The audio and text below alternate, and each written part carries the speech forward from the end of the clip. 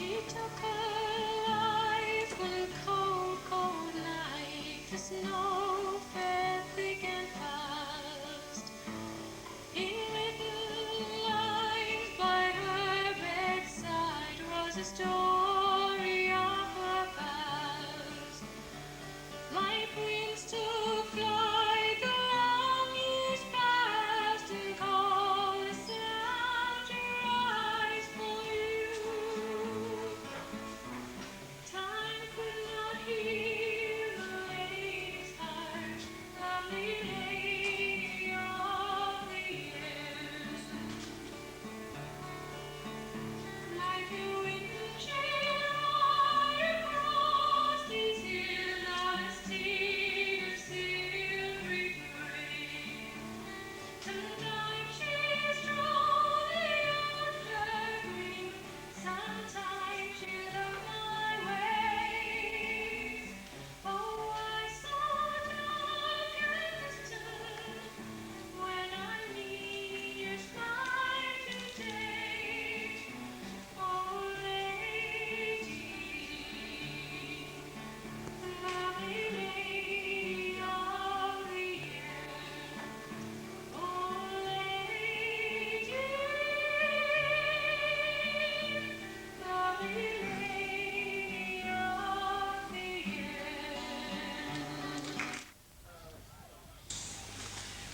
Did you broke it, Garrett? He broke it. Aye. No bother to us. Just the modest dad. Lives are calling from glen to glen and down the mountainside.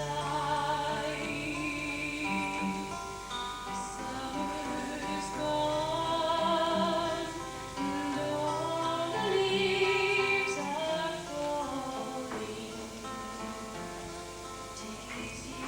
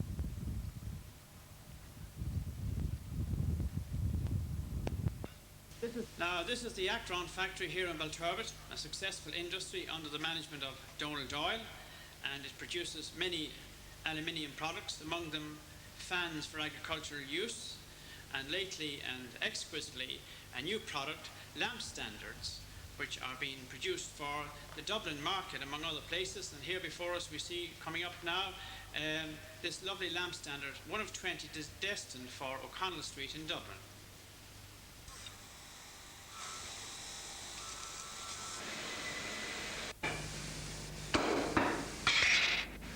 Well, what is the best football match you ever seen, Colin? Well, my one was 68.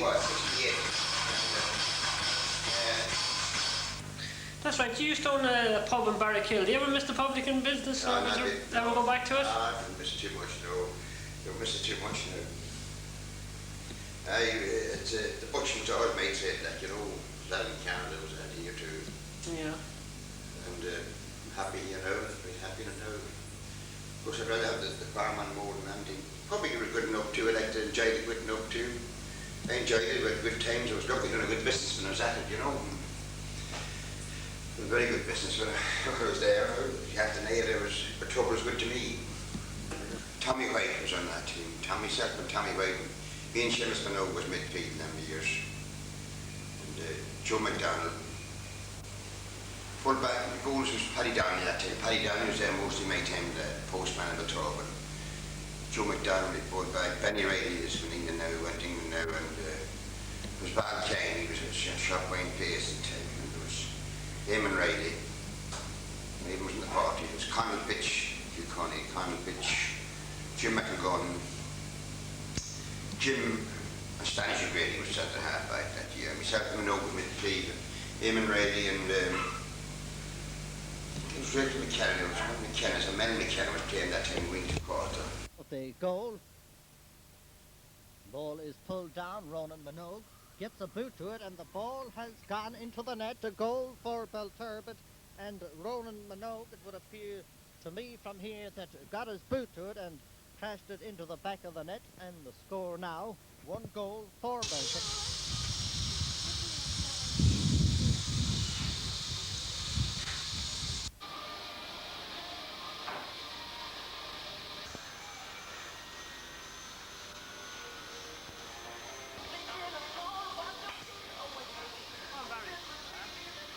In the month of November, on a cold stormy day, I left my own home and to town made my way.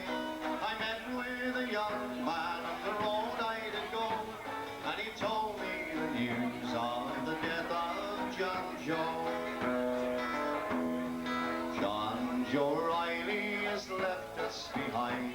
He was called by the Lord to his faithful and kind. He's brought into heaven that proud land to show. A true son of Breffni was the gallant John Joe. Brave Clan O'Reilly, proud is your name. You've reared many sons of great honour and fame. Not even the princes of long, long ago could compare with our sportsman, the gallant John Joe. His record's a proud one without blemish or stain. From he played his first football with fame, corn of fame, till he's laid in his cold grave o'er the wildflowers grown. A true son of Breffni was the gallant John Joe. He led Cavan to victory in that memorable day, in the final against Gerry in New York Bar.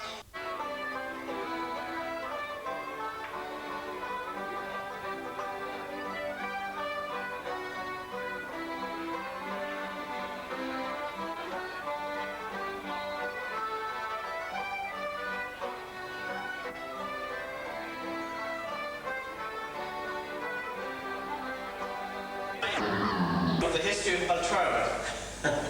Oh, that's a pretty tall order, but what I'd like to say is that Belturbet really didn't exist as a town before the plantation of Ulster. It was a fortification guarding the ford, the only place that you could cross from east to west in this whole area across the air, and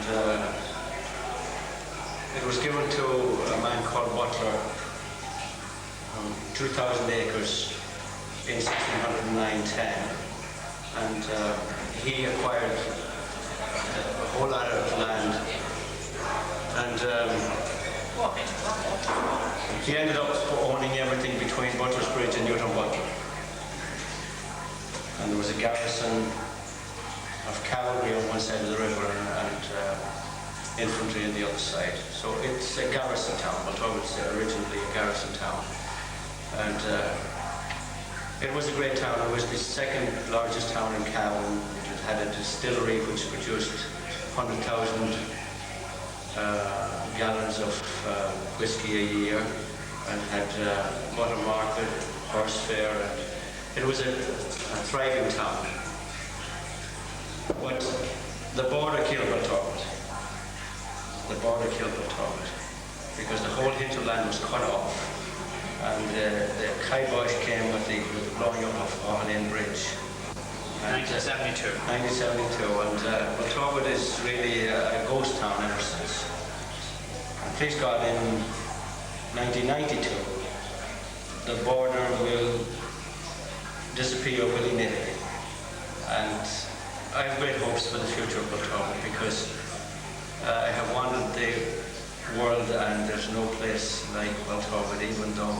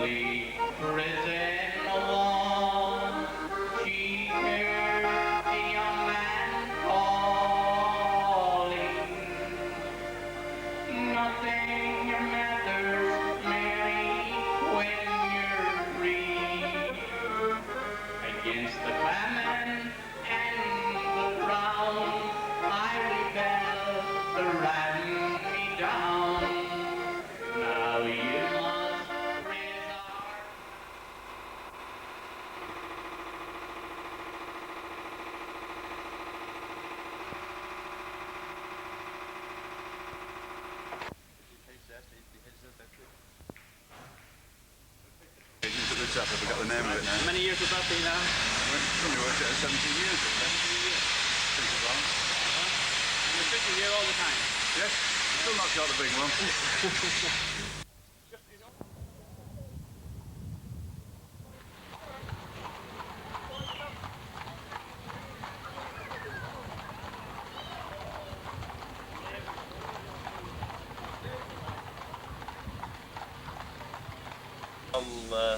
My young days on the farm, I was very interested in horse. My father had horses. We worked horses as youngsters, and I always, liked being around horses. And my ambition to have horses after I came back from Canada. I started off with a hunter in the early days, and then went from that to get into show jumpers and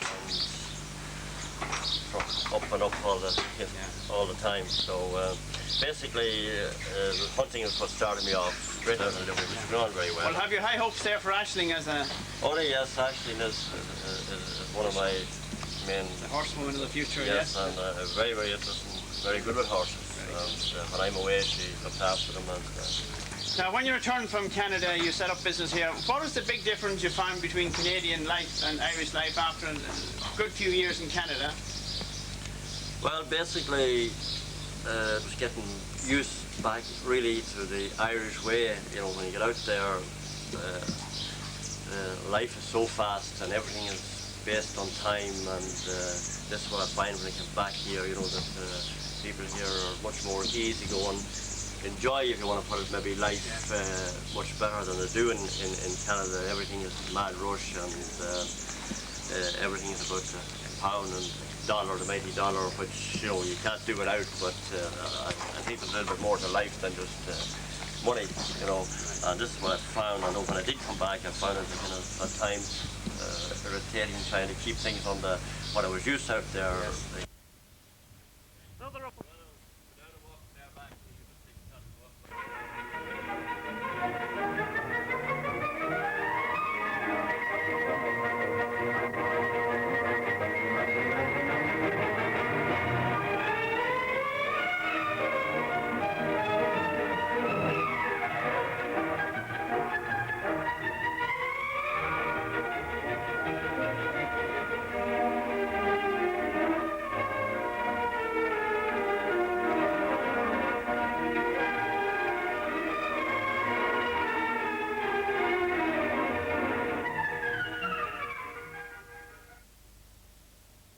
Welcome to St. Bricken's. As well as preparing students for the highest places in examinations, the school sets out to introduce a wide range of activities to help students in gaining employment and living out life. Our examination results have been of the highest standard, and the number of national awards won by the school has been quite remarkable.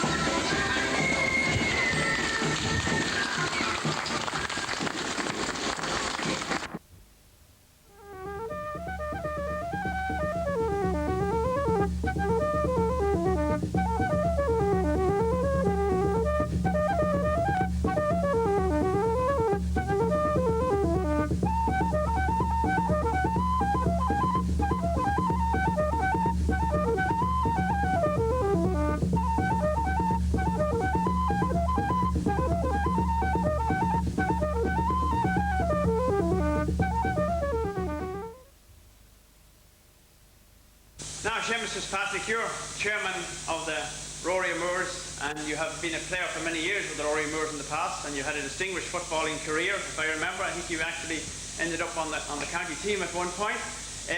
What do you think of the Rorys now in this important centenary year? Well, the Rorys are 100 years old, now. It's a marvellous occasion for any club to celebrate 100 years.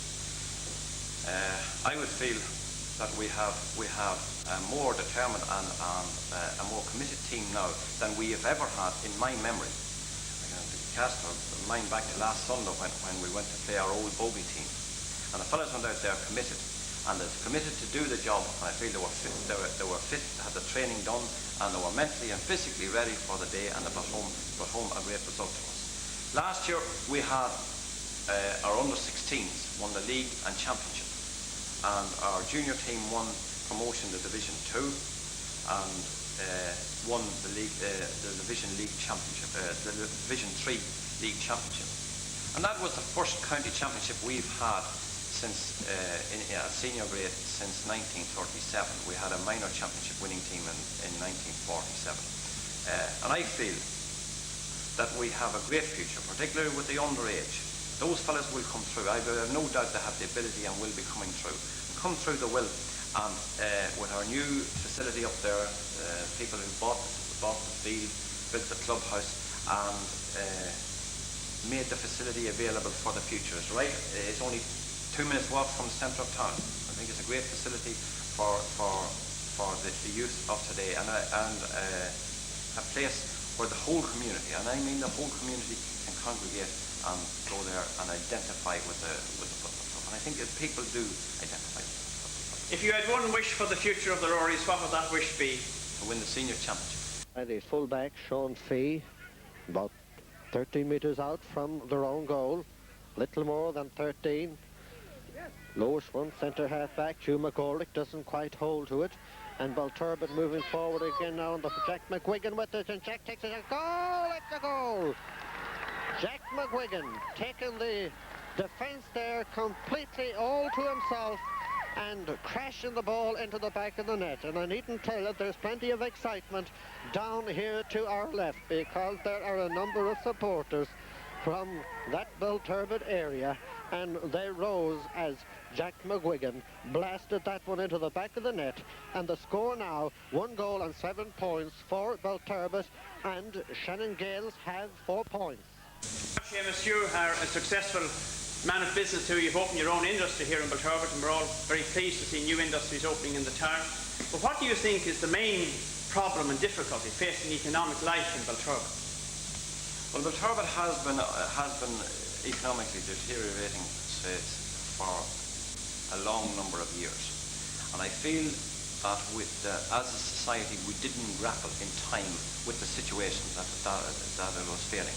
But I feel that the town commissioners are now doing a report on the town, and we're going to go forward with a hard-hitting report, and we're going to go and put to the people who are in power, the IDA, the government and all the rest, and point to them the neglect that this town has had, because we cannot afford to have the massive hemorrhage of our youth.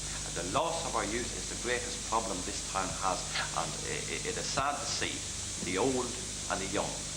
But when you see the youth leaving the town, I think it is the one thing that this town or any other town cannot afford, and it's a sad thing to have to say. But I feel that if we go at it, go strongly and coherently at it, I think that we can get viable industry and viable work into this town. And we have a lot of great facilities. We have great sporting facilities. We have a golf club, we have a tennis club, boats, we have the football club, and we have all of that. We have an infrastructure here, for, a nice infrastructure for people to live in.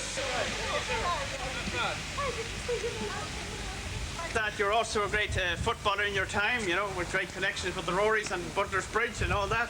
But one great sad event stands out in your memory, the 28th of December 1972. Do you remember that evening? Yeah, that was the evening of the bomb in Belturbet. It was a fantastic evening, all right. I was there looking out through the showroom window, actually, when I heard this outrageous bang. So I turned out on the street, and there was a wall of fire there. Immediately rang the exchange in Cavan at that time for an ambulance and doctors to get down as quick as they could. I didn't know what happened. I knew it was a bomb, all right. It was sad. There's 3 or 4 cars going and mad and top one down the street there. Yes. The shop the far side of the street, there was another girl that came out, the old young lady girl. She was killed instantly in there. We didn't know who the lad was in the exchange when we took him out first. I lifted him out, brought him up here to the showroom. Down there, I asked someone to say the act of contrition for him. Nice, wee lad he was. He came awfully. The mother sent me a Christmas card for years afterwards. Years. That was it. The town light was in case, electric wires laying all over the place, them mad alive. That main wire there, I had to cut it off against, tie it to the pole there and cut it off with a hatchet. It was laying on the street mad alive, the danger of someone being electrocuted. Do you think that it had a serious effect on the economic life of the town, or was it just something that part of the northern troubles and it passed over? It was part of the northern troubles that had an effect on the town, because the blowing up of Ahalean Bridge came shortly afterwards, and that was the big effect on the town. You remember Saturday night here, you wouldn't get parked in this town. In the town to do a bit of shopping, you just couldn't get parked in it. Ahalean Bridge went out, but that was it. Well, now, Paddy, you also were a great footballer in your time, and you have some outstanding memories. But what is the? I don't know too much about that. What is the most outstanding moment in your memory as a Black footballer? A's. And hard games, but you must remember, I'm sure, some great victories. Yeah, there were some good matches anyway. There to be victories or not, they were good matches. They were exciting. I don't know, it's hard to put a name on it, because I had two sides of life. Like, I had some great experience here with Belturbet and a great experience with Butlersbridge. I'd say the first championship in Butlersbridge will never fade out. It was my father's dream too, I suppose.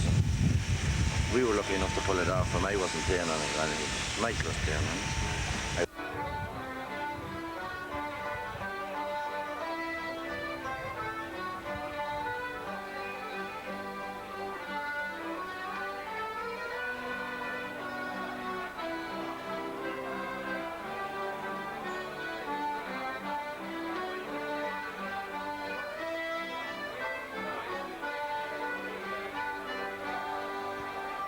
You're also involved in ethnic promotions, a new development now by Board Fortune, is that correct? Yeah, that's correct. And you're actually appointed to this region, is that true, Vincent? Yes, I've been appointed chairman for the County Cabinet. Can you tell me the role of this new development? Well, this is a new innovation coming through Board Fortune and the Department of Tourism in Dublin.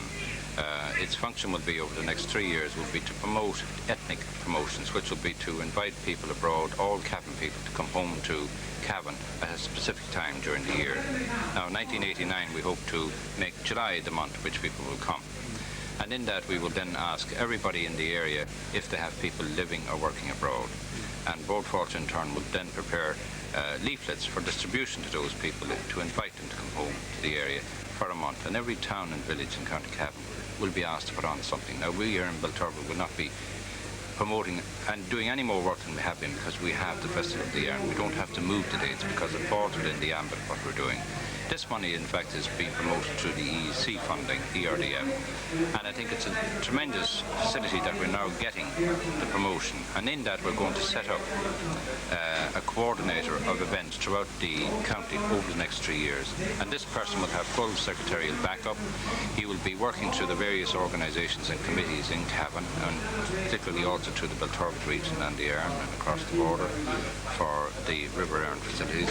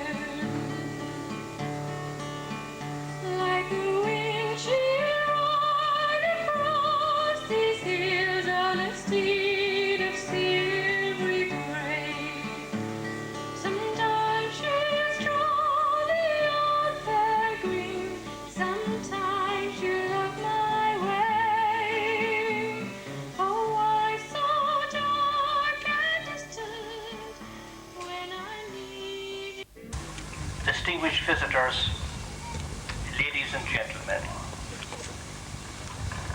we are gathered here today to pay tribute to an outstanding son of Belturbet Town, the late Sergeant Patrick Morrissey, or as he was locally known, PJ, will offer some consolation and reassurance of our solidarity with them. Today, this is an occasion of pride for Belturbet, that it has produced such an exemplary citizen. The world needs heroes, models of the human spirit, and we scan the centuries to find them. Volumes are written about them, and rightly so. But we do not need to dwell on the past in search of heroes.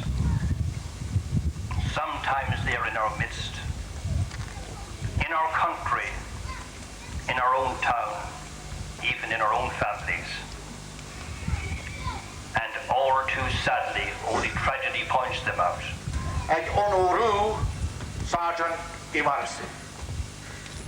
Och, ag an Abn Kena, Toshid ag Paring Onora Ogafe. Toshid the Passpunch, go diggin shield ship, on over Hawkduck a bhí siúil Egan Sargent agus an slí a cholíonn sé a bhórgas fiú amháin go dtí an bás. And teach us to live together in harmony. Help us to use this garden of remembrance for our benefit and recreation. May the blessing of Almighty God, the Father, the Son, and the Holy Spirit descend on this memorial and all the members of this community.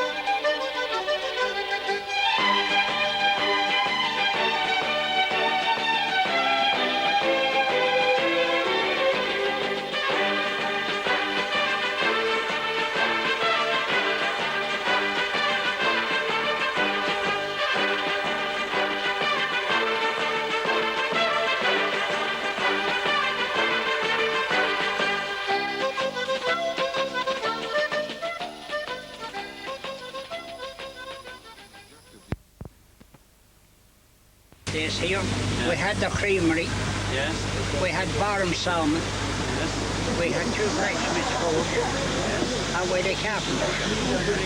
Come back down here to Kilfunny, and we had 2 blacksmiths. No, a horse builder and a blacksmith.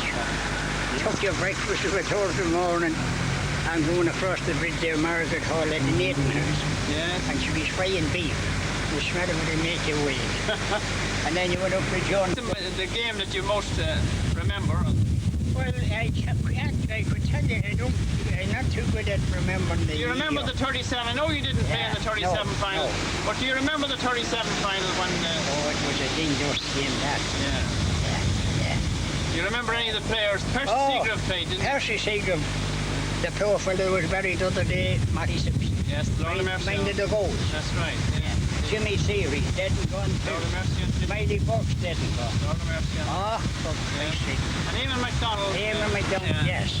And what's that was a very fine industry here at one. It was a great team. Yeah. There was 8 or 9 men. Yeah. They had a great reputation throughout the country. They went as far as Letterkenny and Gunfana with stuff. Yeah. Down into Donegal. Yeah. And who used to make the minerals in the early days? Old Moulton himself. Yeah. And on that bridge there, you see the keystones there, that road stuff. Yes. His name's cut out of that. Ah, rightly so. Yeah.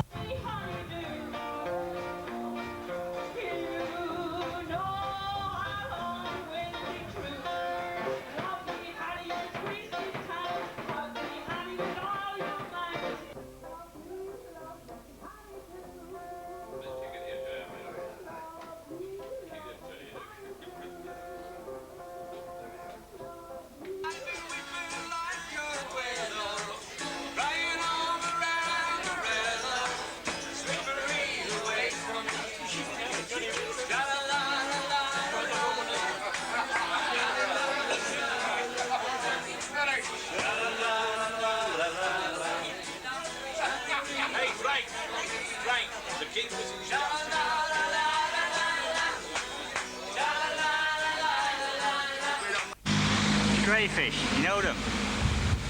No. You know the crayfish? No. They're like small lobsters. All right. And just put them on the bus there, they go to Dublin. That's what it is. They eat them there. The restaurants then, you know. All right, delicacy. Yeah.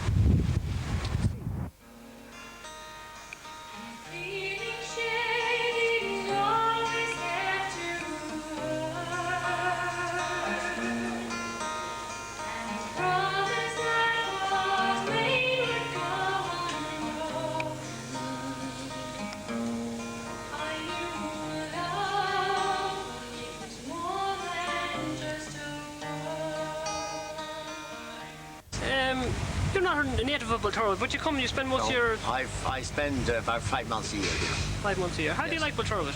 I'm very fond of Belturbet. I've been coming here for 26 years. 26 years? I've owned that farm for that 10 and 9. And... Or American. American.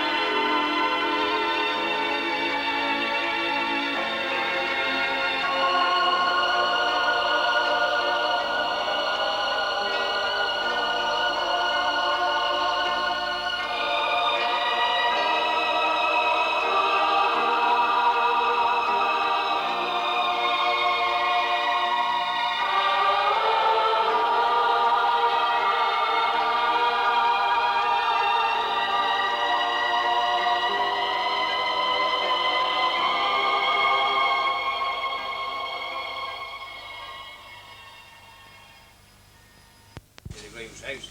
Yes. No. But I don't think it's that way now. Yeah. Kind of a ceremony, was it? Well, it was for good luck. For good luck. It's sort of a custom anyway. Custom, yeah. But how do they make the straw hats and things? You were very good at making the straw. That man made no trouble in making the straw hats. What is that? It's a bit of an art, I believe. Well, at them days, he wasn't going to make a straw hat. You know. You think you was to get for saving now. But then it died down then instead of that. It's an old custom that died out. 25 or 30 years ago. Yeah. Well, Paddy Fitzpatrick, what changes do you remember now? And what's the biggest change you think in your lifetime of farming and living in this country? I don't know. Well, there isn't anyone working now. It's all for the better anyway, not one thing for me when I started now. If they have a tractor, they can't be done at all. They really lap hay with a tractor.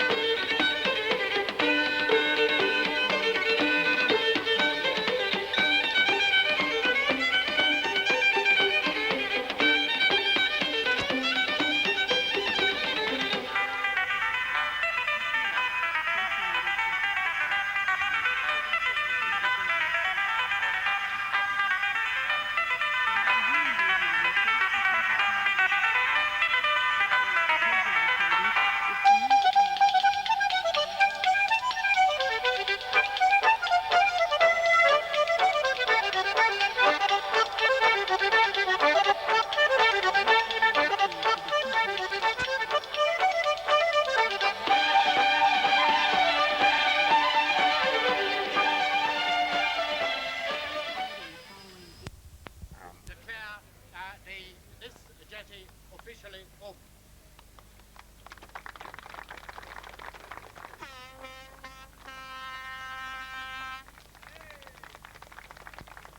Say that naturally I'm delighted to be able to come along here today and to join in the celebrations of the official opening of this jetty. It was one of the most pleasant outings that my wife and I have had in very many years, and we were just saying coming up that if we had a trip like this as part of a holiday in Spain or Portugal or Greece, we'd come back talking about it for years, having paid handles. On a winding up note, seeing that we have our team here of Dáil representatives, we hope that in the very near future we will be inviting these people back for more important functions around Belturbet. The Deputy Minister of Internal Affairs.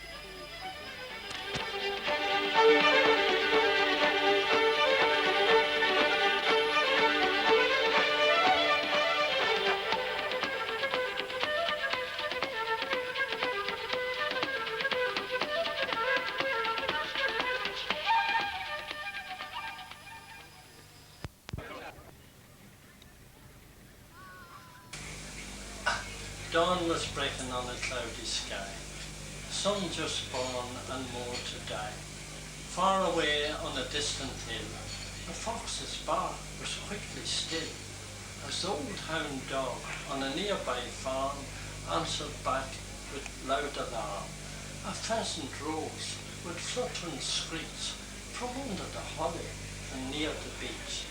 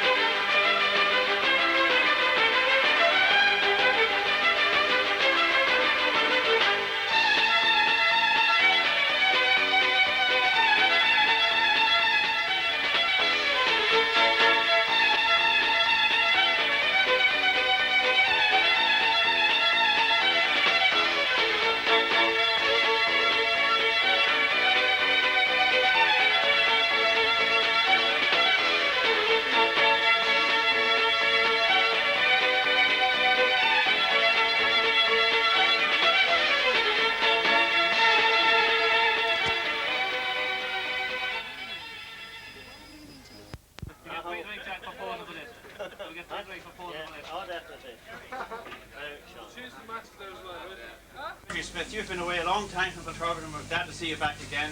But you must have many memories of old Belturbet before you left so many years ago.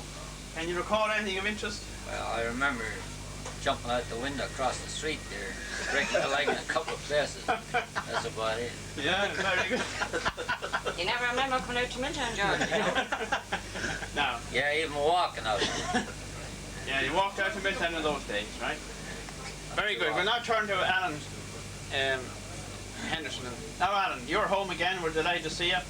And you come from a great family, and you have a particular interest in coming back to the town. We know that.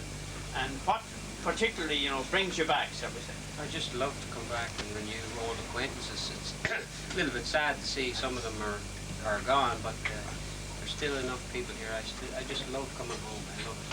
I enjoy it every time I come back. I really do.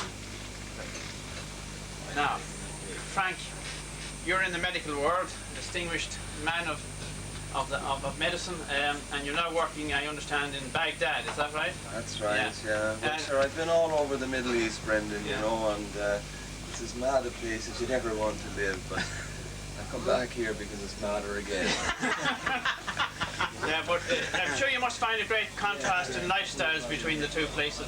Can you point to any difference? Belturbet is laid back. You know, you can come back here and relax and not be worried about what people think or that sort of thing. You know, it's always great to come back to Belturbet and just take it easy for a few weeks. I come back about 3 or 4 times a year, you know, and I always enjoy coming back here. And the Middle East people, they're a bit... Well, it's hard to describe. They're different. They wear towels on their head.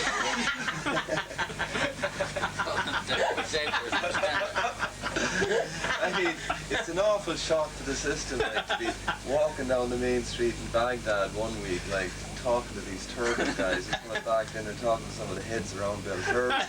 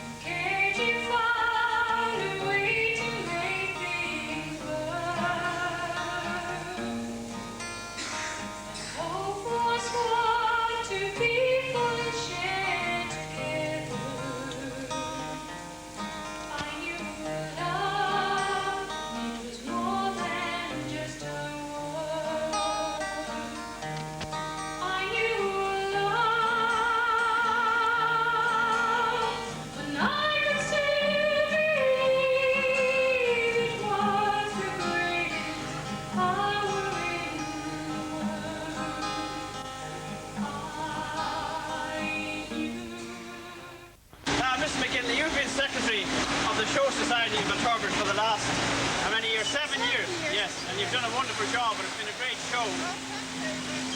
Sometimes I don't think you've done a wonderful job, but when somebody like you says it, I believe it. Good, thank you very much. But one of the questions people constantly ask, it's so much trouble for just one day. Do you think that that's true, or is it worth all the trouble? Well, it's not one day. Yeah. Certainly not for the committee, and more certainly not for the exhibitors, because they're getting ready all year. I mean, the cattle people are looking after their cattle, horse people are feeding their horses, and vegetable people, of course, are out in the spring. Same with the flowers. Cakes, people are setting up maybe for nights before, getting their cakes ready. So it's only for the spectator that comes in the day.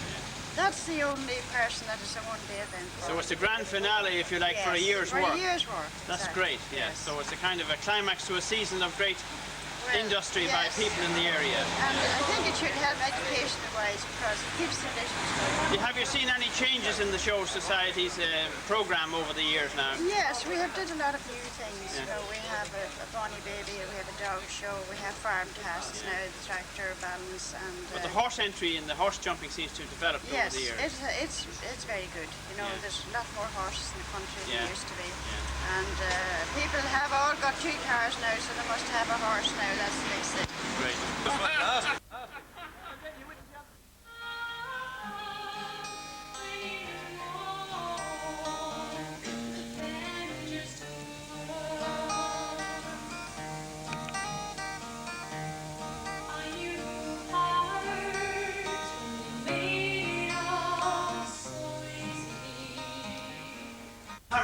You're a solicitor in town here, and you succeed your late father was a distinguished solicitor and also was county registrar in his time. What do you think now are the virtues of living in a town the size of Belturbet compared to a larger environment? Well, on my own part, and the fact that I have family, I think that the people of the town should be congratulated on the energies that they have expended and the various facilities that are now available. It's a marvellous feature of life, and especially country life, that your kids can go out and enjoy any aspect of sport. It gives them comradeship with the people that they grow up with, and it gives them quality of life that they wouldn't have anywhere else.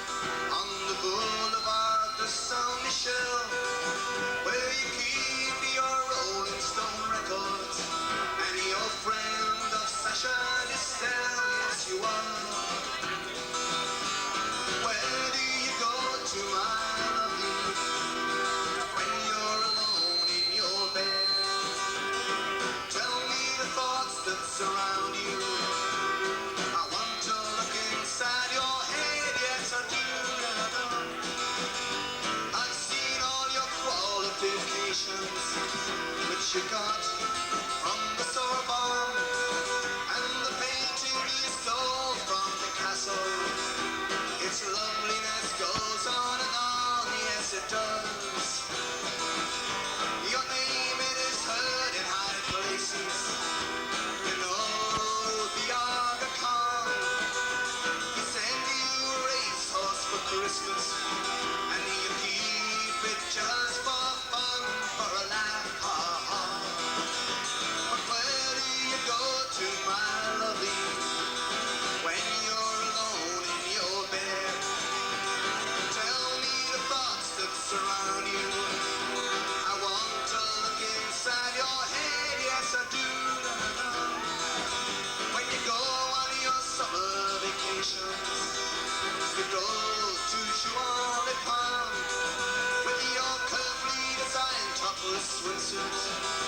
You get even some tan on your back and your legs.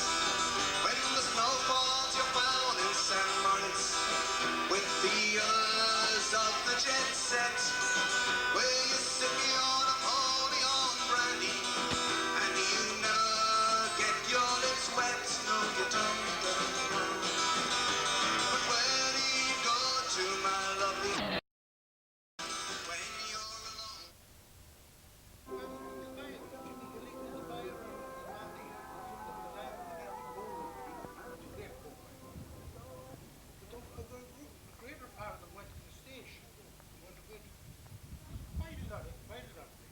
The railway quite a bit for the... Mr. Murphy thinks. I'll be sure I may. The dances and carts and ponies and carts and they lay in both sides of the street. I believe it was a great market. In them days, yeah. Great market town. We had the big Scottish show up there in egg store and butter show. Yeah, where was that situated now, Johnny? That's up there. I'll tell you where he is now. Oh yes, here on Bridge Street, isn't it? Number of pupils, that's their core school at that time. It was quite a few, it was 9,200 anyway. Oh, yeah. Was there 2 teachers or 3? Well, when I went, there was only Gerry McGovern, yes, the old master, yeah, and a monitor. Yeah. What would a monitor be now, Johnny? She wasn't a qualified teacher. Yeah. But she would come immediately after her. An assist, is that right? Come, Miss Kildee came in. Yeah. She was Penny McIntyre. It's card players of all time, is that true, Johnny? We have an idea of that. Yeah, you were a very distinguished card player. You've been held in high repute. I mean, you were a wonderful player and a great sportsman. A great sportsman, I've been told. Only had one joke. Well, beside you there is Frankie O'Reilly, of the O'Reilly family here, and he's in Neddos tonight. Is his family home place, and he himself now is an established farmer for many years, just outside the town, and a very distinguished and very progressive farmer. Frankie, you've seen many changes, I'm sure, in the farming industry over, say, 20, 30, 40 years, if I may say so. What do you think has been the major impact, say, of our entry into the European Common Market in the last 7 or 8 years or so?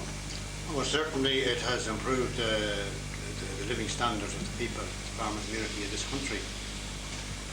And it has certainly changed the pattern of farming from the system that our fathers and forefathers grew up in to the present day needs and standards that we are accustomed to now. Certainly the price increase for the product and the standard of living that it has raised the farming community to is what I see as the greatest significance. And recently the people involved in the dairying sector with the quota system is one of the most significant and important factors that people have to face and have to live up to, because this is what we'll have to live with. It will be, in my opinion, it will continue to be certainly in milk it will be based on a quota, and it looks as if beef and cereal will also be based on quota, which I suppose in the long term will be a good. Yeah. People can, well, they can really adjust and gear themselves to that system. Yeah, well, a lot of people were surprised at the way the Irish farmer adjusted to our entry into the common market, how sophisticated he became in a matter of a few years. But of course, he was always capable of this sophistication. He just didn't have the chance to express himself. Well, I would say that finance would be the major factor there. If people are paid for producing something, they will do it. And certainly, the Irish farmer, or the Irish person, would always respond to any demand that's met on them, so long as he's paid for doing so. Yeah. So you think that reward is it's the basic thing. Yeah. Like, you know, that the initiative is always there. The initiative is there, and he has always responded. Yeah. Even during the emergency, he responded to it then, and he will continue to do so. And I would say that even in Europe, the Irish farmer was certainly rated as good as any of the European farmers, if not better. You were a distinguished member of the Rory and Moors yourself in the early days. I remember you playing football with them. Have you any special memory of the jersey or playing with the Rory and Moors? I made up the number. I wouldn't say I was a distinguished member, but I made up the numbers.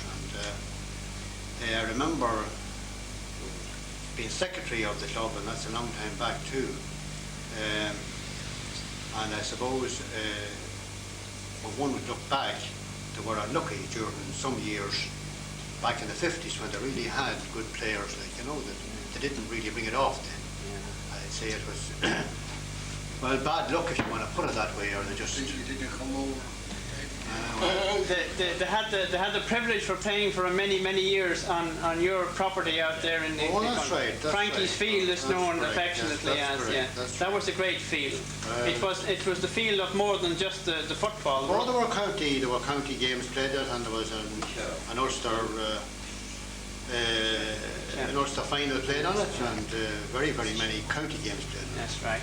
And the shows used to be held. And there was races on it, and shows were held on it. Yeah, and the fesh. And the fesh, that's right. So it was an all-purpose community field. Rented at a very nominal rent. Well, I remember it now when it was at its height at £20 a year. Yeah. But I think it was back as far as £6. Very modest indeed. Well, thank you very much, Frankie. Hi.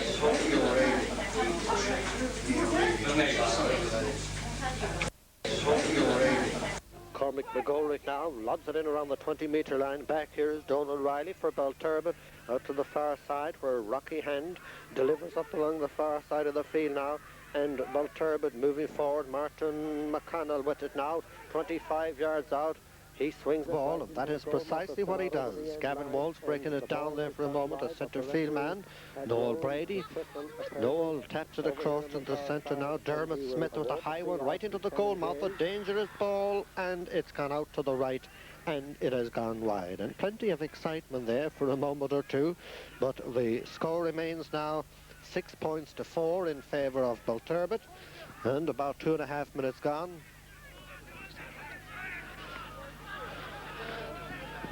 Second half, ball kicked down now towards the far side.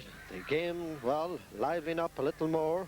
So in the second half now, as Belturbet move forward again now, and Don McDonald with a high one, and Don McDonald with a good one, straight over the bar.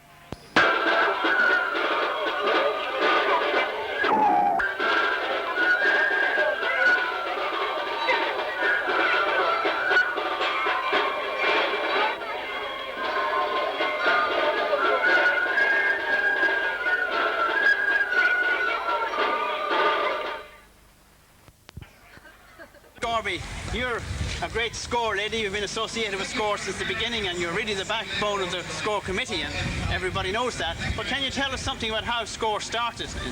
Really, I can tell you, yes, we started in 1978. It all started with preparing for Opportunity Knocks in Monaghan with Green. And we had a great set of dancing. My daughter was learning a dancing class here, she was a dancing teacher. And we had the best set of dancers ever in the county, so we decided to add to our 8 dancers. So we're coming out of the Pally, and I met Benny Corby, and Benny Corby said to me, "Why don't you enter Scor?" I knew nothing at all about Scor. And he said, "But I know the singing and dancers, and you have great singers."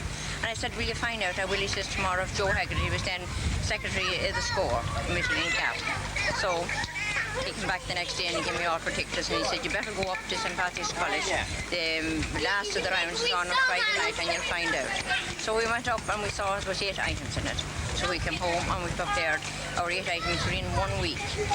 That week was on Friday night. We were against 3 other teams.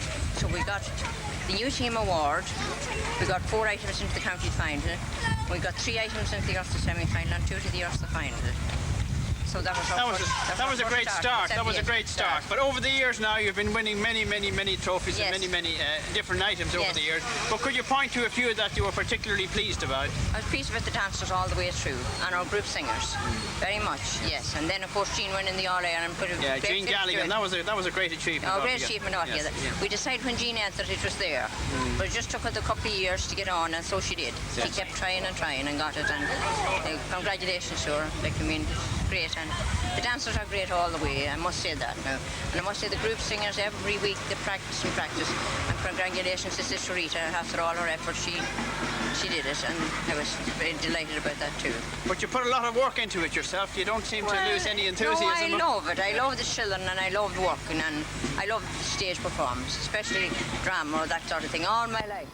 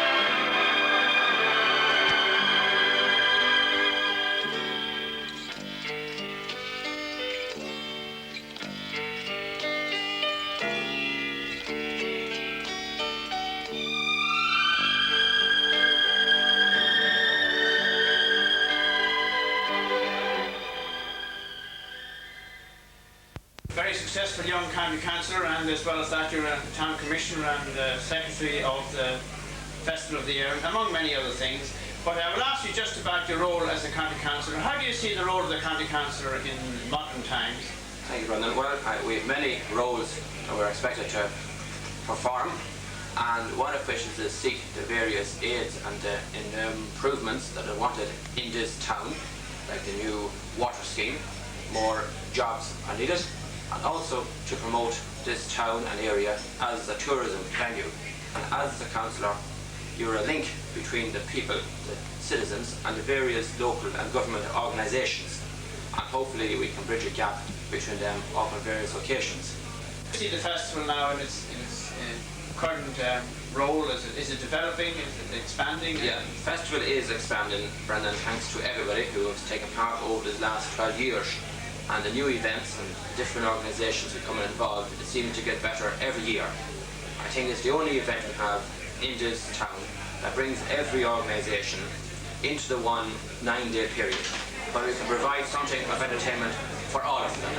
When we can show off to our tourists, to our immigrants who are back home visiting us, the many amenities and the talents that we have in the field of the angling, of sports, of entertainment, and in the culture and the arts.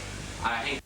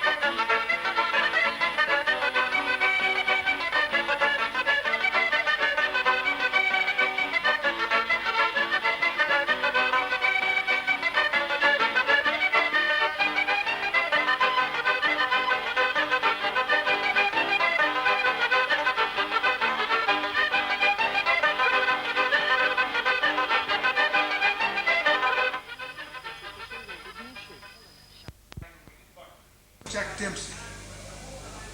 You actually saw Dempsey, yeah. Jack Dempsey was the greatest fighter, I think. Marciano was next. As a fighter, but as boxers you had Gene Tunney, Muhammad Ali, and various other. Yeah.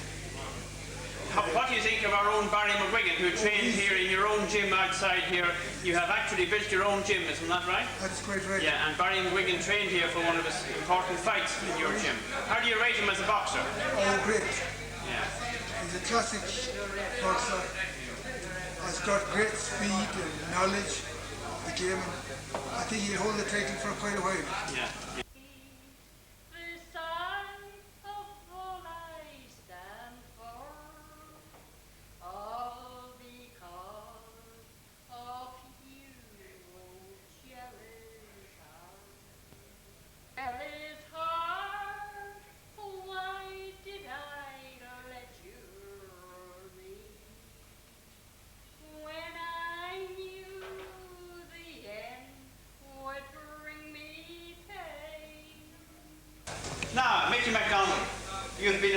business all your days, and your family indeed have a long distinguished history in the bakery business, over 100 years I understand, in the town of Belturbet. I think you yourself were involved for about 25 years, is that right? I'm sure there must have been many changes in the bakery business over that period of time. But I'd say one of the most difficult periods must have been, say, during the war years when it was hard to get flour. Do you remember anything about... I do. When we had the old black flour come in, and the old black loaves, you couldn't bake. And turf and timber, and we took more timber out of Castle Sanders. That was a holy terror. Mickey, you're not a singer yourself, but your father, I recall, was a marvellous tenor voice. Oh, he was, yeah. He used to sing nothing only opera. Yeah, that's right. All that kind of music, you know. He was nearly as good as John Count A very famous member of the local choir in the he was, yeah. Wonderful singer. Started off, the choir had gone, and he started up the choir here in Belturbet.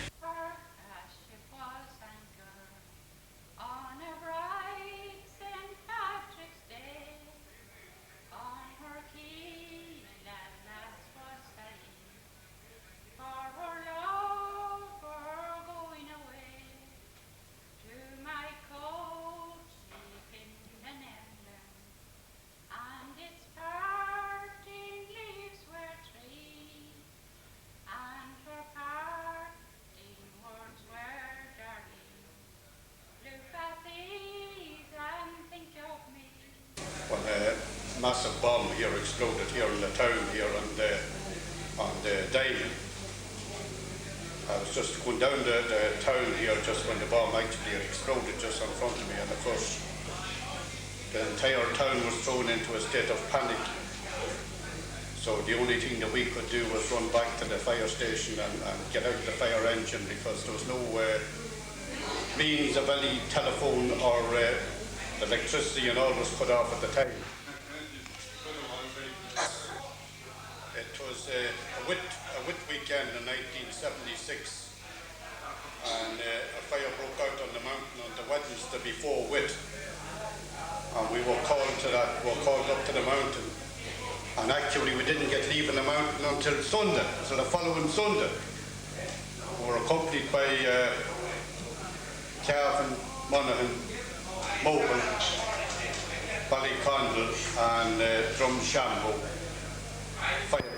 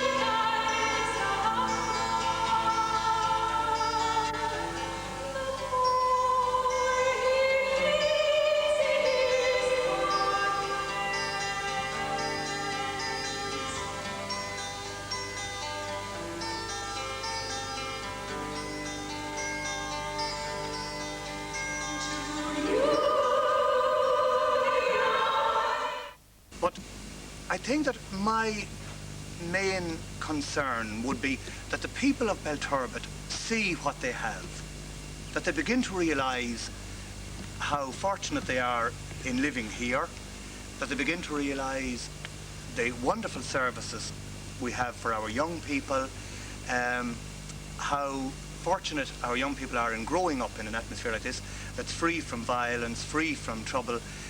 We tend to get despondent when we think of the lack of industry and I suppose how uncertain the future is for our young people.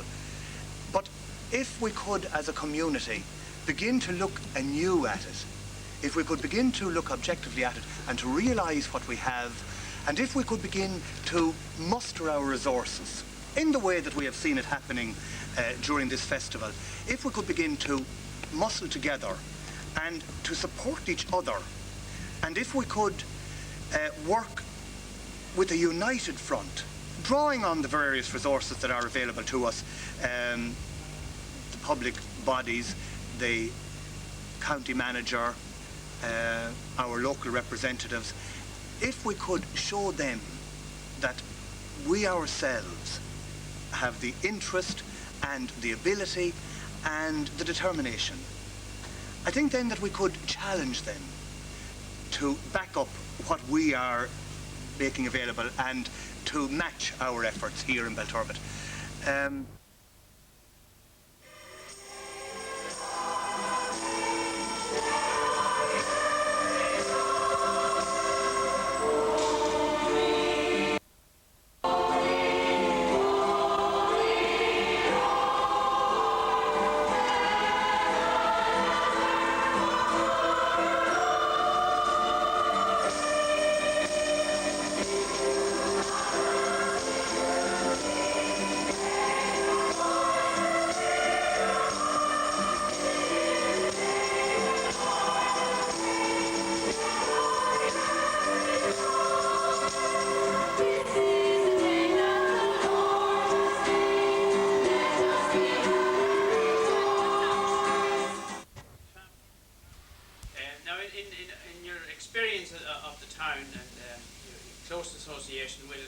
What would you consider to be the major change you've seen, say, in the last 30, 40 years? The major change that I've seen is the lack of industry. 30 or 40 years ago there was, the town was up and alive and well, but it's quite a change now. Irish shoe supply is gone. Boston gone. Even the railway station is gone.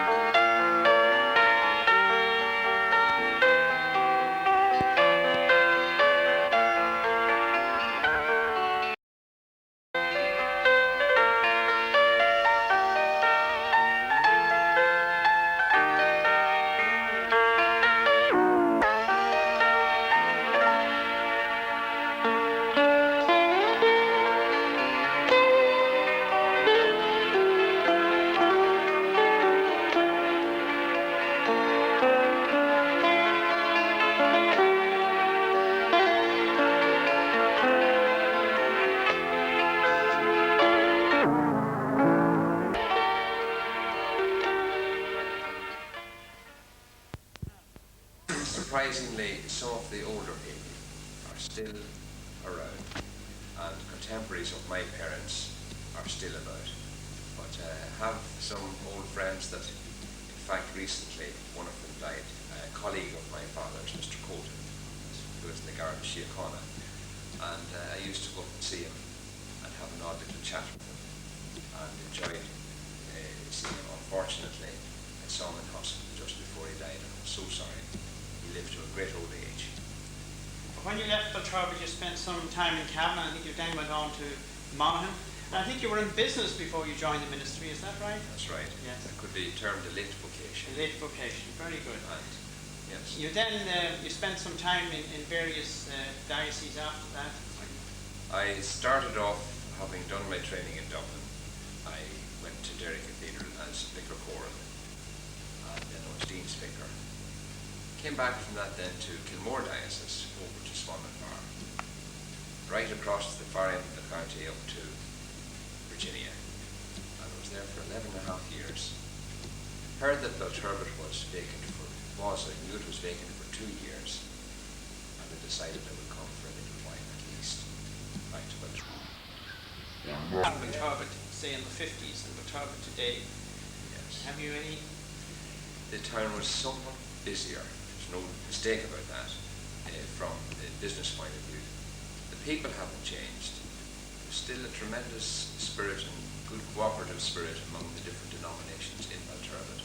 Long may it last. You made a marvellous job of restoring this beautiful house. It's one of the nicest houses in Belturbet. It must have been quite an undertaking on your arriving here to get the place into this beautiful condition that we see it in now. Would you believe it? It was the people here in Belturbet. They had it ship-shape for me when I arrived, and they were debating whether to build a new house or to restore the old one, and I'm glad they decided. I more or less felt that they should restore the old. Yeah. Any hopes for the future of Belturbet? Anything that you would like to see? Any wish fulfilled about Belturbet? I saw a little ray of hope there even today now, and heard somebody saying on this occasion when the people are over from France, it's being part of the EEC and the twinning of Belturbet with Cavan in France. It's a sign that perhaps on a wider sense, it may even in tourism, it may help quite a lot to have that. But Belturbet is not utilised to the full in it has tourist potential. And I would see that in the future may be a tremendous help to it financially. The people here, the greatest thing about Belturbet is that the people are very friendly. And you've quite a lot of the old families, quite a number of new people in too, since my childhood.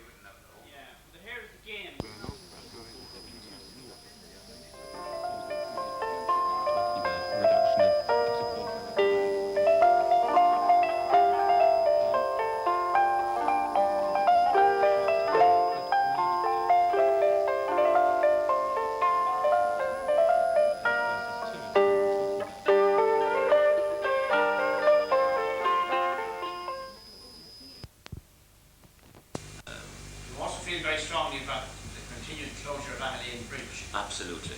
Now, some years ago, maybe whether I was naive or not, I wasn't very long in the town, I did take the matter up out of curiosity more than anything, because I could see a huge hinterland being severed from the local economy, and was more or less astounded to find that there was no political will there to solve the problem.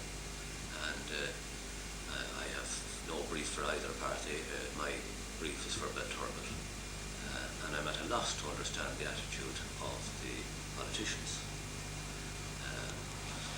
Now, one may say we're very prone in this country to blame the government and politicians for our ills, But I do honestly feel that if there had been will, proper will, goodwill towards Belturbet, and a little bit of effort, we would have resolved this alien problem. As far as living in the town is concerned, I have to truthfully say that when I came here 7 years ago, I came under some misnomer. I didn't realise it was such a beautiful part of the country, and it has turned into a love affair between me and Belturbet, and I would fight tooth and nail for the people of Belturbet, from whom I have a very, very high regard and admiration for their resilience. They've been buffeted by economic storms over the years, and still they come fighting back. And anybody that attended the Morrissey Memorial Committee ceremony in August of last year and our recent town twinning ceremony would be impressed by